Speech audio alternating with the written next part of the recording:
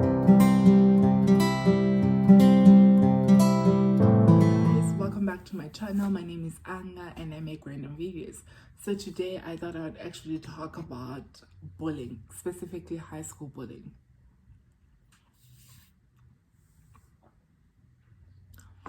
So obviously I've experienced this firsthand, but I'm not going to go into the details of the everyday life or like more events, but I'm going to specifically talk about one day that I think was pretty much the worst, and I'm hoping that sort of raises a little bit of awareness on bullying and also tells my story, and also to mention some of this. Well, actually one person did reach out to me. Well, they were forced to apologize to me at the spot, but they didn't mean that. One of the few girls that were expelled did reach out to me actually a few months later to actually apologize. And I mean, I'm not mad. I wasn't mad. I'm still not mad. To be honest, I actually didn't care. And I'm glad that in high school, I sort of didn't care what people fucking thought of me. So much so that I think it was toxic. So what's going to happen is I am actually going to tell the story by reading this account that I wrote 2013. I wrote this 2013, guys, 2013. So that is approximately when I was, that was like the last weeks when I was in grade 12, grade 10, I mean. So that would have been 2 years plus 5 years. So it's at least 7 years. For this reader, I'm not gonna be mad or anything. The sun is too much. Oh. The sun is too much. Oh. Can't you feel it? We can establish that I am a horrible singer. Okay. So it goes like, obviously it's written by me, Anga Precious Mtiacha. Umjoba, true story. It all starts when you depart home to a boarding school to really see how strong and brave you are to face life. Farewell messages are never a favor we can do, but at some point in time, somebody has to say them. It was on the 13th of January 2013 when I departed from my home for my school. So, okay, the school actually is Maria Zell, and then people call it Maria Hell. Okay, so on my mind, only one thing roved, which is Proverbs 4. When life hands you lemons, be sure to make lemonades. But it's all easy said than done. Umjoba, a newcomer. Umjoba, iyebo. Dancing along with these lyrics was no surprise when all the Mkutuka normally grade 11s and a few Mkoko directed, normally grade 12s directed to Umjobas. Self-esteem, hyphenation, and integrity was a major reason for my hunting. This never ceased to amuse me because I knew very well that I was in the list, but God gave me courage and strength as the day approached. Yes, the 5th of November on Jobber's Day. This was an exam period and we were all tuned in to study FM and the study hall, if not writing. I wasn't focused on anything rather than books. Then when on Friday ridiculous rules were tagged in a notice board, Umjoba was not allowed to go to the ghetto art tuck shop. They set bathing time, which was before 4 a.m. for all Umjoba. Well, my middle name is stubborn sometimes, but this time around I just couldn't show up before 4 a.m. My life headed on just fine until the 3rd of November when I saw that God is forever by my side. Nevertheless, I didn't really care because working under pressure suits me just fine. It was no astonishment to the school's tradition that Umjoba is treated, but this was all queer to me.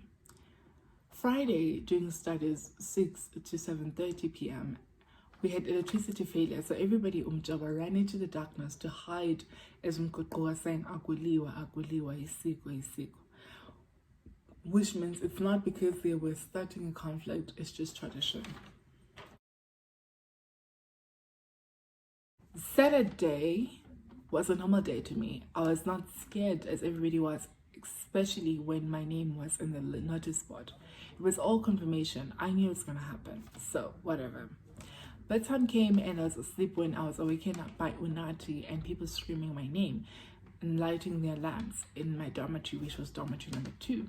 Everybody asking if it was okay, if it was me that was being beaten so hard by mobs and urine poured in my bed. I was actually half asleep.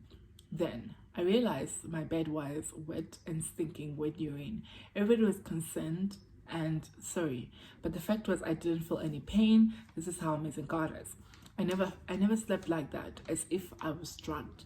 And while I was doing evening studies on Monday, when one of the matrons fetched me from the study hall to the body master's office, the room was full of learners, others crying, others said, you would swear someone had passed on. The authority addressed the sort of uncalled for meeting and concluded that the 4 learners were to be expelled from the hostel, then later they were expelled from school. It was not a pleasant sight at all, as they all cried as if we're not aware of the implications. There were about 5 other learners who accompanied the four learners, so they were punished for that. In January, the next year, I got a Facebook invitation from one of those learners begging for forgiveness. The shortcut to that story is basically kids came to our dormitory and to my bed, and they beat me up with mops and poured urine in my bed. They did wash them and clean them, but obviously they stinked. It is what it is. But I guess what I wanted to share reading a story is, obviously it's years after I'm now doing my master's. I'm way, over that, but I feel like bullying in high school is still very much wrong, and it's still very much something we have to stop. When something like this happened, sometimes authority responds with extreme measures, and then you're supposed to be okay with those extreme measures as a student. And that could be sort of like traumatizing on its own, because I remember when I was called to the BM's office, body master's office, at the boys' hostel. There was this 9 girls, I'd say, and 4 of them were the ones who actually did it, and then the other ones that accompanied them, and they apologized. But these girls were beaten up by the BM and their buds, and obviously I'm against corporate punishment, but that's something that also, when I think of high school, I think of, and it makes me gag, especially when I think of boarding school, because it was a common practice to beat girls in their butts and have them lay over by the BM and also by your father. So that was fucked up. I think that's one of the traumatic, high school is. I don't think I've ever been through something as traumatic as high school. I remember when sit at the hostel with my friends and just people, and we would talk about it all the time, how wrong it is, how much we should put a stop into it. But obviously there was history in the school. People, some of the kids in the school, their parents were district officials, and they knew very well what was going on in the school. So they knew very well that corporate punishment was going on in the bottom school, and they sort of didn't care, to be honest. It just didn't matter to them. So it's the conscience of the corporate punishment wasn't exactly going on at school. So it was such a thing. And that seeing kids, I remember first time I saw the kids that were beaten by our father having this huge red marks in their butts, and then I'm like, they couldn't even sit, y'all, and I'm like, what? This is punishing kids? Yeah, obviously I never got to be punished that way, but still, that to me was the part of this whole story that was also fucked up, because even though people are they're trying to help you get justice, at the same time they're doing it for themselves and their own reasons, and sometimes it ends up fucking you as well. So that to me was, to everybody who participated in basically beating up those kids. And yes, they prefer to be beaten up than their parents being called for certain reasons, and obviously you may guys know, but to me that's just. So yeah, that's my all in all. I do hope that this helps you reconsider what you do to people, and just rethink it. Thank you so much for watching this video. It's your girl A, and I'll see you guys next time. Don't forget to subscribe. As always, I love you, I care about you. Stay safe and be blessed.